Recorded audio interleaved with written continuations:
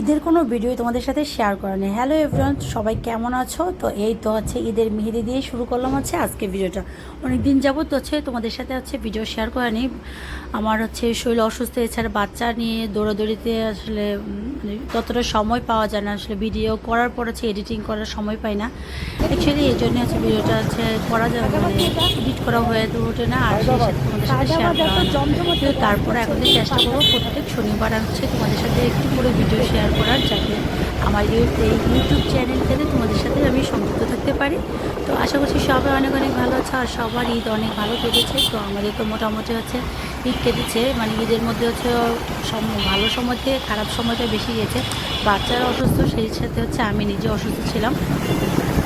তো ঈদে তো প্রথমে হচ্ছে আমার শ্বশুরবাড়িতে যাওয়া হয়েছে, আর তার সাথে সাথে হচ্ছে আমরা তো মানে ঈদের সময় হচ্ছে গিয়েছিলাম হচ্ছে টিএসসিতে। আমার দেবরের ওয়াইফ আছে, আমি, আমার হাজব্যান্ড সবাই মিলে হচ্ছে আমরা চলে গিয়েছিলাম যে টিএসসিতে কিছু খাবার দাবার খাওয়ার জন্য স্পেশাল আর কি। এমনি তো নর্মাল সময় যাওয়া হয় না বাচ্চাদের নিয়ে। তো এই যে ফাইনালি হচ্ছে আমরা রেডি হয়ে গেছি, কিন্তু টিএসসিতে গিয়ে কি হলো সময় মানে ততটা হচ্ছে সব কিছু ওপেন ছিল না, কিছু কিছু জায়গায় খোলা ছিল, যেহেতু পুরো ঢাকা হচ্ছে মানে মানুষজন কমে যায় ঈদ আসলে।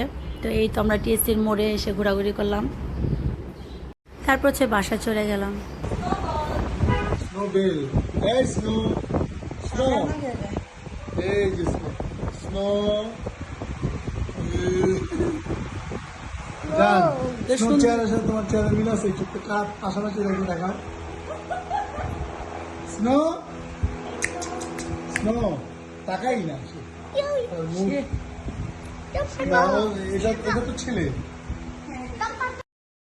তো শ্বশুর বাড়িতে মানে ঈদ উদযাপন করে তারপর চলে গেলাম হচ্ছে বাবার বাসায়, আর গিয়ে দেখেছে আমার আম্মু এই যে দেশি মুরগির মানে রান্না করছিল।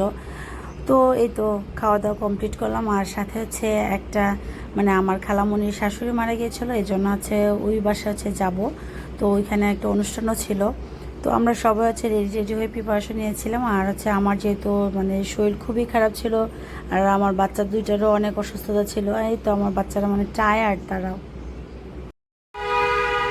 তো এত পরিমাণ রোদ ছিল, আর হঠাৎ করে মানে রমজানের শেষ পর্যায়ে এত পরিমাণ রোদের কারণে শরীর একদম ডায়রিয়া হয়ে তারপর জ্বর সব কিছু মিলে আমার অবস্থা ভীষণ ভয়াবহ।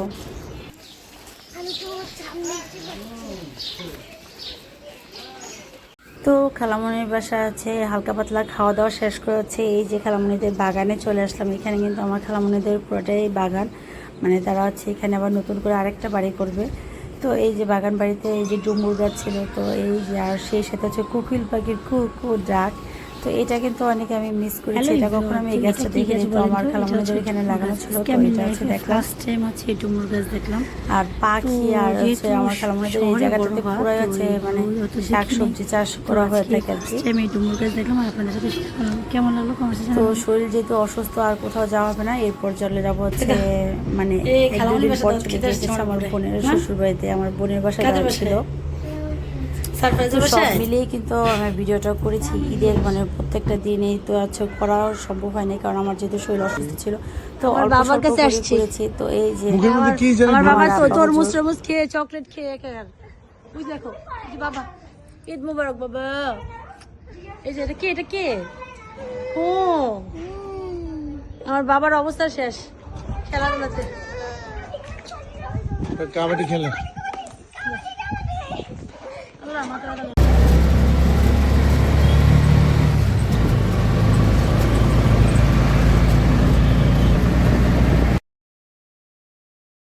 কোনো রকমে হচ্ছে ঈদ শেষ করে চলে আসলাম হচ্ছে বাসায়। মানে যে কদিন ছিলাম সে কদিন তো অসুস্থই ছিলাম।